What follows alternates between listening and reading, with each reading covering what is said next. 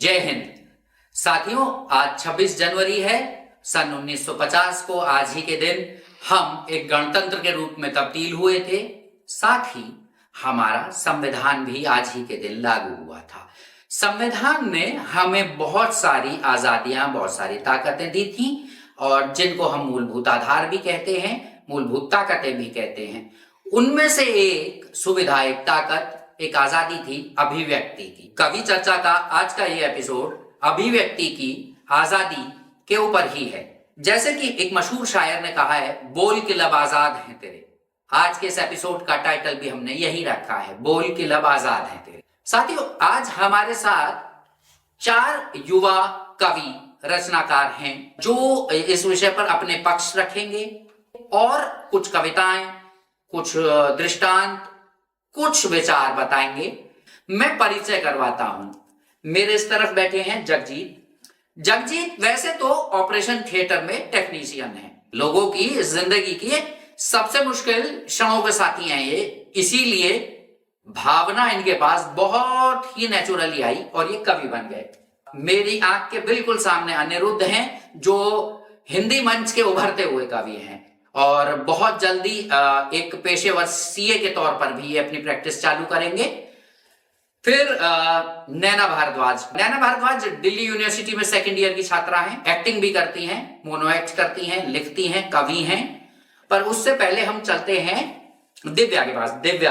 दिव्या जो है दिल्ली में ही रहती हैं और दिव्या दृष्टिबाधित लोगों के लिए काम करती हैं, ग्रेजुएशन फर्स्ट ईयर में पढ़ रही हैं, कवित्री हैं। साथियों, मैं आपकी तरफ से अपने इन 4 मेहमानों का स्वागत करता हूं। आइए पता करते हैं कि अभिव्यक्ति की आजादी हमें हमारे समाज ने, हमारे परिवेश ने कितनी दी है। नैना से शुरुआत करते हैं। नैना, जब कोई कहता है कि अभिव्यक्ति की आजादी, तो इस शब्द से आप क्या समझती हैं? इस जुमले से, बहरहाल मैं ये कहूंगा कि इस जुमले से आप क्या समझती हैं? अभिव्यक्ति मतलब अपनी भावनाओं को व्यक्त करना। अब ये जो भावनाएं हैं वो किसी भी प्रकार से हो सकती हैं, बोल के, लिख के, कविता के रूप में, एक्टिंग के रूप में, कपड़ों के रूप में। ये अपनी अपनी आज़ादी होती है कि किस प्रकार से हम अपना जीवन जीना चाहते हैं। हमारे ये जो आज़ादी के रूप में हम आसपास का अपना वातावरण देखते हैं कि किस प्रकार से हमें किस वातावरण में रहना है, ये भी हमारी एक आज़ादी के ही रूप को दर्शाता है। आज़ादी की बात हम करते हैं तो हम अक्सर सरकार के ऊपर एक प्रश्न उठाते हैं कि सरकार ने हमें आज़ादी नहीं दी। पर हमें ये जानना ज़रूरी होगा, ये जो हमारे पास जो हमारा संविधान है, इसमें हमें काफ़ी सारे फंडामेंटल राइट्स मिले हुए हैं। लेकिन सवाल ये उठता है कि क्या ये जो समाज है हमारे आसपास, ये हमें आज़ादी प्रदान कर पा रहा है कि नहीं, ये हमें अभिव्यक्ति की आज़ादी दे पाता है कि नहीं। बहुत खूब, अच्छे से आपने इस बात को रखा। मैं इनसे अनिरुद्ध पे जाऊंगा। अनिरुद्ध, आपने इनको सुना तो आपके क्या विचार, क्या कहता है समाज? देखिए, सर्वप्रथम तो संपूर्ण देशवासियों को गणतंत्र दिवस की हार्दिक शुभकामनाएं मेरी ओर से।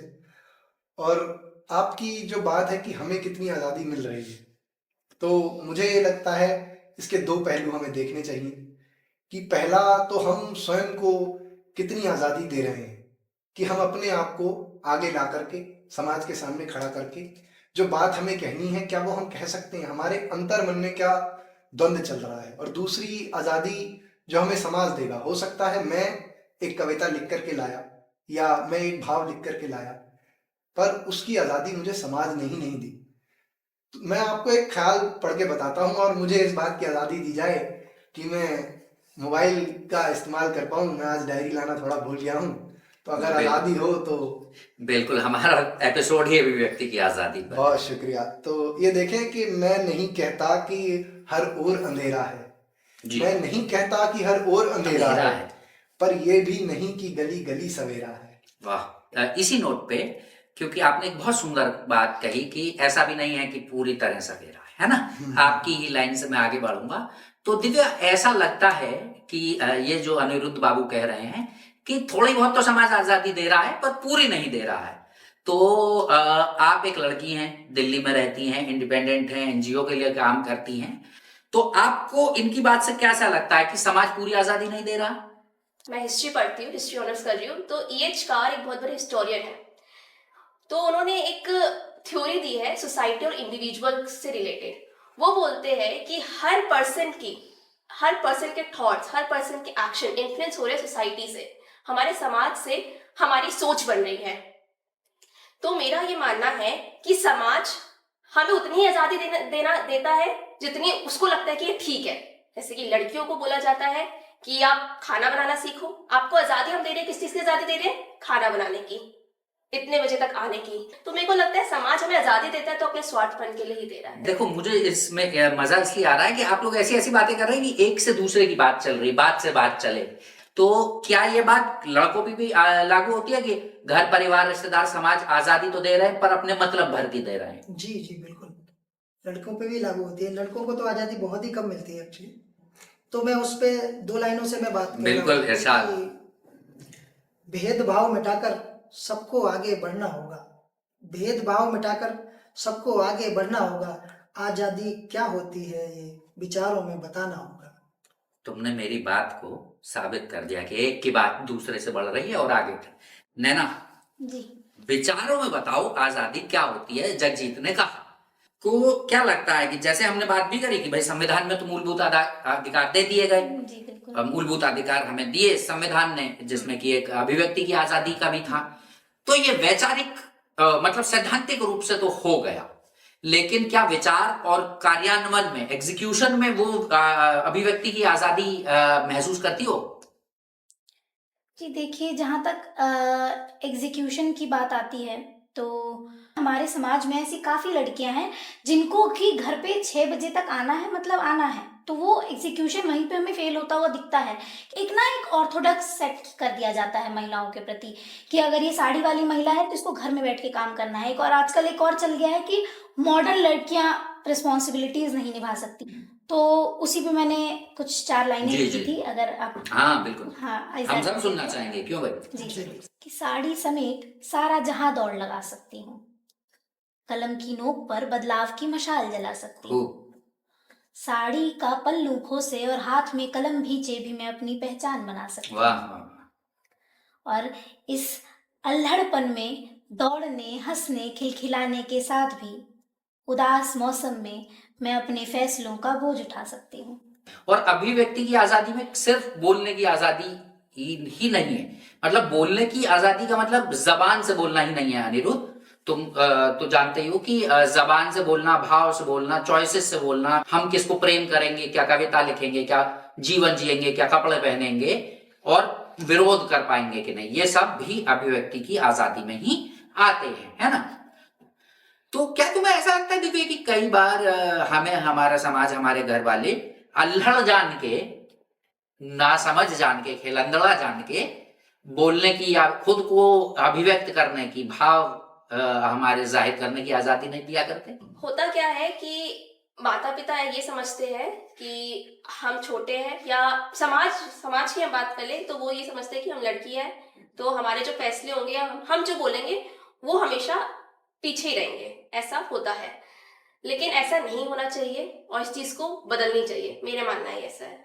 तो भाई अनिरुद्ध, देखो यहाँ हमारी जो साथी दोनों बैठी हैं, इनकी बात से एक बात आ रही है कि एक ने तो अपनी कविता में कहा कि भाई हमें खिलंदड़ा समझा जा रहा है, हम इसलिए हमको फैसला नहीं दिया जा रहा, और दूसरी साथी ने कहा कि एक तो हमको कम उम्र भी समझा जा रहा है, वही खिलंदड़ा या कम मैच्योर, और मैं लड़की भी हूं तो मेरे फैसलों को उतना वजन नहीं दिया जा रहा। तो ये गलत है ना, ऐसा तो नहीं करना चाहिए। मैं एक छोटी सी बात से, पंक्तियों से आपको जोड़ता हूँ, आप समझेंगे कि मैं क्या कहना चाह रहा हूँ। कि बस इतनी सी ये बात है, वो लड़का है, वो आजाद है, जीवन में उसके बंधन और बवाल नहीं होते, तुम्हें पता है उससे सवाल नहीं होते। वाह। बस वो उम्मीदों के झरोखे से झांक रहा है, आखिर घर का चूल्हा रहा ताक रहा है। वाह।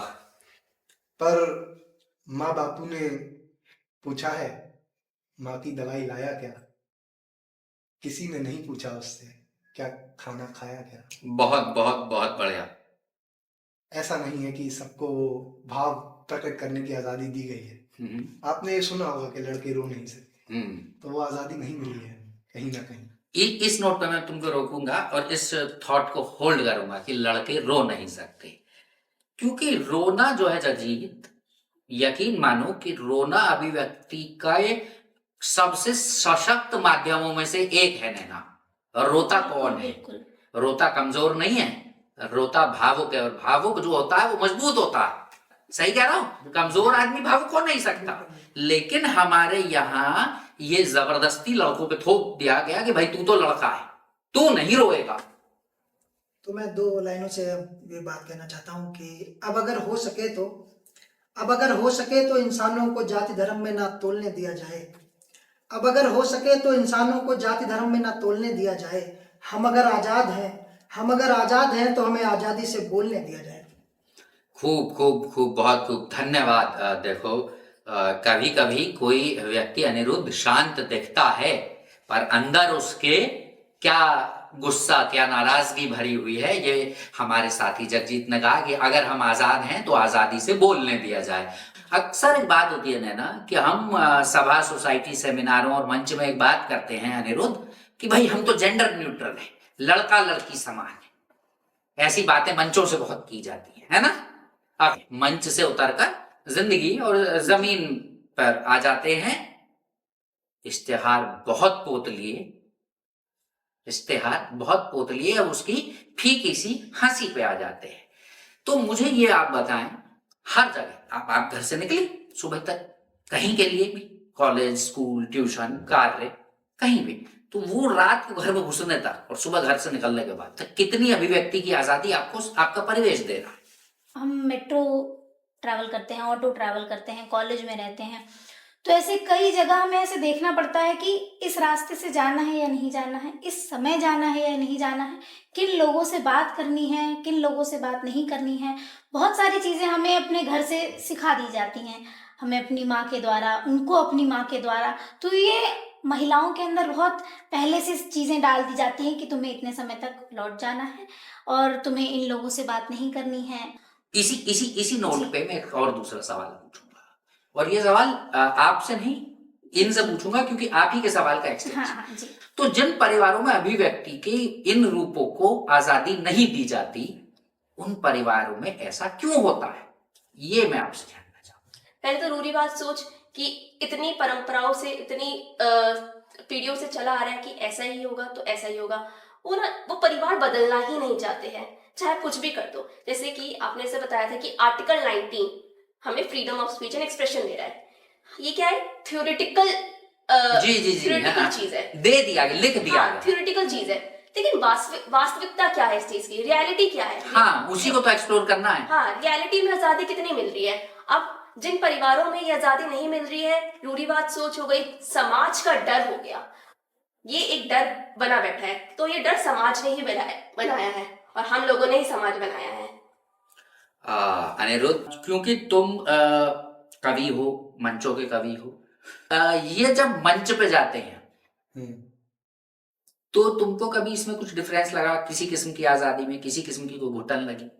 अब जो इन्होंने बात बोली कि समाज और रूढ़िवादी सोच, तो अगर आपको ये बात पता हो कि अफ्रीका महाद्वीप वो टूट रहा है धीरे धीरे, और वो एक टाइम के बाद टेक्टोनिक प्लेट्स अलग हो जाएंगी, पर उस पूरे प्रोसेस में ना बहुत लंबा वक्त लगेगा। तो सेम समाज है, उसमें धीरे धीरे परिवर्तन आ रहे हैं, और वो परिवर्तन आने में मुझे लगता है काफी समय लगेगा, पर हाँ, वो परिवर्तन एक दिन आएंगे, मंच के इस तरफ भी और उस तरफ। अच्छा, इसमें देखो अब कैसा है कि अगर 4 कवि साथ बैठे हों और कविता ना हो रही हो तो बड़ा अन्याय है ना। तो मैं सबसे पहले अनिरुद्ध से शुरू करूंगा। भाई, गुजारिश है कि कुछ कविता हो जाए, लेकिन हमारे विषय से संबंधित। मैं पंक्तियां समर्पित करता हूँ। संदर्भ केवल इतना है कि हम आजादी की बात कर रहे हैं। जी देखिए, ये बाजार से मूल खरीद के तो नहीं लाई गई है जी, इसके पीछे बहुत संघर्ष है। तो मैं आपको जोड़ता हूँ कि माना नदी नहर महकती बयार मिली है, वाह, माना नदी नहर महकती बयार मिली है, मगर ये फसल तो हमें तैयार मिली है, सीधे मिला है अमृत भरा ये पात हमें, तभी मंथन का मूल्य नहीं है ज्ञात हमें। तो जो बेफिक्र मौज में हम घूमा करते हैं, चटकारे चाट के जिह्वा चूमा करते हैं, हमारे हर्ष की जो ये इमारत बनी हुई है, केवल बलिदानों और संघर्षों पे तनी हुई है, वाह। पर ये स्वयं पर झेले गए दुखों के बाद नहीं है। इसीलिए पूर्वजों की चमड़ी पर चाबुक याद नहीं। वाह वाह वाह। मूल्य जो है कई बार आजादी के साथ साथ प्रेम का भी नहीं पता होता। आप प्रेम पे कविताएं लिखती हैं, तो क्यों नहीं इस हमारे सब्जेक्ट के मुतालिक कुछ आप प्रेम पे कविताएं सुनाएं। जी, तो जैसे कि हमारा विषय है आज़ादी, तो प्रेम एक ऐसा विषय है कि प्रेम हमें मुक्ति देता है, ना कि बंधन। तो वहीं पे मैंने कुछ 4 पंक्तियां लिखी थी, तो अगर मैं डायरी देख के अगर जी जी लिखूं बिल्कुल। कि मैं तुम्हें कुछ न दूंगा, पर मैं चाहता हूं तुम अपने माथे सजाना। मैं चाहता हूं तुम ठीक अपने है, माथे माथे सजाना, सजाना। विश्वास रूपी बिंदी जो पर्याप्त हो ये बताने कि तुम स्वयं पर्याप्त हो। मैं चाहता हूं तुम नैनों में लगाना साहस रूपी काजल जो इस समाज की नासमझी से तुम्हें सशक्त बनाता हो। तो मतलब देखो, आपकी बात से ऐसा लग रहा है कि प्रेम का मतलब बंधन नहीं, आजादी, चुनने की भी आजादी। जी बिल्कुल। क्योंकि अभिव्यक्ति की आजादी में एक चीज और भी शामिल है, विरोध की। क्या आपको लगता है कि प्रेम के रिश्तों में विरोध की आजादी भी मिलती है? अब अगर इसे भारत के परिप्रेक्ष्य में देखा जाए तो कितने ही घर हैं जहाँ पे घरेलू हिंसा करी जाती है। जी। अब उसमें महिलाओं को आजादी नहीं होती कि वो अपने अपने हिस्से की चीजें बोल पाए, अपने साथ जो हिंसा हो विरोध रही कर है पाए, वो विरोध जाहिर कर कर पाए। पाए। हाँ, तो इसके ऊपर भी मैंने 2 पंक्तियां लिखी थी, अगर आप इजाजत बहुत दें बहुत बहुत मुझसे। खूब। तो ये कुछ पंक्तियां ऐसी थी कि थप्पड़ इसका विषय है। थप्पड़ एक ऐसी क्रिया जो दाग नहीं घाव देती है। थप्पड़ एक ऐसी क्रिया जो दाग नहीं घाव देती है। घाव उस आत्मसम्मान पर, वो आत्मसम्मान जिसका सम्मान मात्र शब्दार्थ था, वो आत्मसम्मान जिसमें खुद का ही अभाव था। थप्पड़ एक ऐसी क्रिया जो मौन कर देती है उन लफ्जों को, वो लफ्ज जिन्होंने चुप्पी कभी साधी ही नहीं, और वो लफ्ज जो कभी आज तक मौन हुए ही नहीं। और थप्पड़ वो आजादी छीन लेती है हमसे। देखो जगजीत, ये हम अगर तुमसे कोई कविता सुने तो तुम क्या कविता सुनाओगे? जैसा कि आप और इन्होंने सबने प्रेम के बारे में कहा है, तो मेरा नजरिया प्रेम के लिए कुछ और है। 4 लाइनें इसमें कि पहले तोड़ा फिर दिल बनाया गया, आज को छीना फिर कल बनाया गया, आज को छीना फिर कल बनाया गया, उसी ने छीन ली है बेचारों की हंसी जिसे कल मस्तक बिल बनाया गया। बहुत बढ़िया। मुझे एक बात बताओ, और ये सवाल मैं आप चारों से पूछ रहा हूँ कि अभिव्यक्ति की आजादी में एक आजादी ये भी होती है अपने आप को प्रेम के द्वारा अभिव्यक्त करना, एक्सप्रेस करना, है ना? और कई बार हमारे यहाँ ये प्रेम जो है, अगर उसे अभिव्यक्त कर दो तो अनिरुद्ध बड़ी दिक्कतें आ जाती हैं, है ना? दिव्या, मुझे कुछ कविता भी सुनाएं और साथ में ये भी बताएं कि ये जो प्रेम की अभिव्यक्ति पे हमारी बंदिशें हैं, उसके विषय में आप क्या कहती हैं? देखिए, हमारा एक आर्टिकल है, आर्टिकल 21, जो हमें एक आजादी देता है, right to marry, you can right to marry and right to live. ठीक है, तो ये हमारा अधिकार होना चाहिए कि हम किसको चुन रहे हैं, किससे प्रेम कर रहे हैं। ठीक है, अब मान लीजिए intercaste marriage, inter marriage allowed है, स्पेशल मैरिज एक्ट 1956 का बन रखा है, पर वो सब किताबों में, वो थ्योरेटिकल है। समाज कितनी आजादी दे रहा है? समाज हमें ये आजादी नहीं देता है। बहुत देर से आपकी डायरी पे मेरी नजर है जो खुलना चाह रही है। हाँ, तो मैंने समाज के ऊपर ही लिखी थी, आजादी के ऊपर लिखी थी। कौन तुझे रोकता, कौन तुझसे बोलता, कौन तुझे रोकता, कौन तुझसे बोलता, जैसे बूंद बूंद से बनता सागर, वैसे तुमसे मुझसे बनता समाज। क्यों होते तुम मुझसे नाराज जब करता मैं कुछ अलग, जो है सही लेकिन तुम्हें लगता गलत।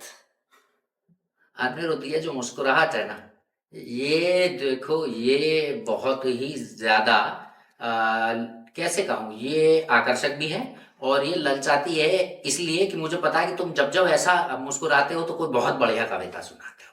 यहाँ प्रेम की बात हो रही थी इतनी देर से, तो कुछ पंक्तियां हैं जिनके दो अर्थ निकलते हैं, और मैं आपको पंक्तियां सुनाता हूं कि हर मर्तबा तैरती हुई कश्तियां नहीं होती, मुस्कुराहटों के पीछे यार मस्तियां नहीं होती। वाह वाह वाह। हर मर्तबा तैरती हुई कश्तियां नहीं होती, मुस्कुराहटों के पीछे यार मस्तियां नहीं होती।